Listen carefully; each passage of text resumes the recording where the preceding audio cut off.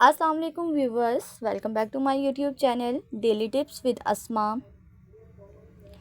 आज की इस वीडियो में हम आपको बताएंगे फौजिया नाम के बारे में और इसका मतलब क्या है।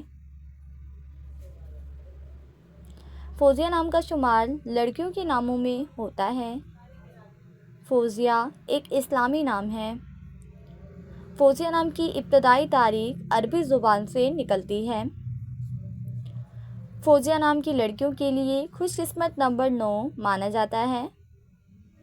माहिरीन के मुताबिक फौजिया नाम की लड़कियां बहुत ज़्यादा चालाक होती हैं। फौजिया नाम का मतलब है कामयाब होने वाली। फौजिया नाम की लड़कियों के लिए खुशकिस्मत दिनों में सोमवार और जुमे का दिन शामिल है। फौजिया नाम के अफराद के लिए मुवाफिक रंगों में सब्ज, नीला और सफ़ेद रंग शामिल है। फौजिया नाम के अफराद के लिए मुवाफिक पत्थरों में मरकत पत्थर शामिल है।